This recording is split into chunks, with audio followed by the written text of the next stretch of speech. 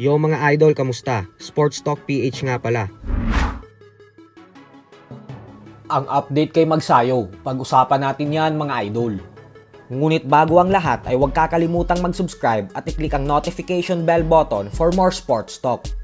So isang linggo pa nga lamang po ang nakakalipas magmula ng huling beses lumaban ang ating pambato na si current WBA Intercontinental Super Featherweight Champion Mark Magnifico Magsayo, kung saan tinalo niya ang former interim champion na si Eduardo Ramirez via lopsided unanimous decision. Subalit wala nga pong balak na magpahinga pa ang ating pambato, gawa nang bumalik na agad ito sa pag-eensayo kahapon. Makikita natin sa latest post niya sa kanyang official Instagram account ang kanyang naging training kahapon, kung saan kapansin-pansin na nasa napakagandang kondisyon pa rin ito kahit tapos na ang laban niya. Senyalis po ito, nagigil talaga si Magnifico na maging isang ganap na world champion ulit sa lalong madaling panahon. Sa kasalukuyan po ay pang number 6 si Magsayo sa world rankings ng WBA sa 130-pound super featherweight division. At ayon nga po mismo sa MP Promotions President Sean Gibbons, ay umaasa umano siya na dahil sa panalong nakuha ni Magsayo kay Ramirez, ay baka umano umakyat ang ranggo nito sa number 2. At ayon naman nga po sa post ng ating kaibigan na si Pinoy Boxing Prodigy, ay tinatarget ngayon ni Magsayo ang current WBA Super Featherweight World Champion Lamont Roach Jr. May record ito na 24 wins with 9 knockouts at isang talo lamang.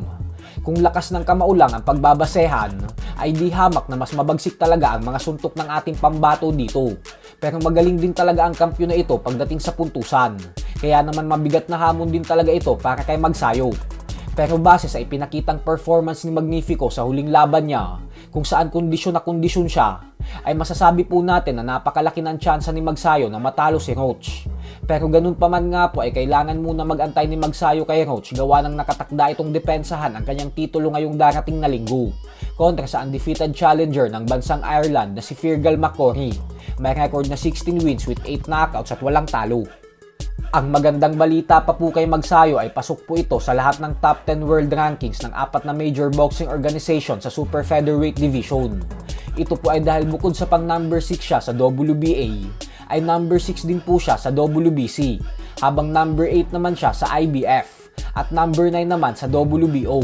Kaya naman dahil dyan ay madami talaga siyang pagpipilian sa 4 na yan.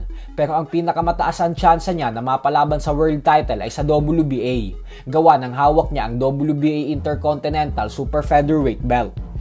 Sa kabilang banda naman mga idol ay ngayong linggo na nga po nakatakdang ganapin ang laban ng current WBO Junior Welterweight World Champion Teofimo Lopez, kung saan dedepensahan niya ang kanyang titulo sa veteranong heavy underdog na si Steve Claggett. May record na 38 wins with 26 knockouts at 7 talo. Bagamat nga po may 7 talo ito, ay nanggagaling po ito sa siyam na magkakasunod na panalo, kaya naman hindi ito minamaliit ni Lopez. Sa kabila ng madaming fans ang nagsasabi na wala itong pag-asang manalo sa kanya. Ito na po ang pangalawang laban ni Lopez ngayong taon. Sinusubukan po ni Lopez maging aktibo sa ibabaw ng lona ngayong taon matapos lumaban ng isang beses lamang sa taong 2023. Madaming malalaking plano si Teofimo Lopez sa mega showdown kontra sa mga kapwa niya bigating fighters. Pero magsisimula po ang lahat ng yan kapag naging matagumpay siya sa laban niya ngayong linggo. So hanggang dito na lang po muna tayo mga idol.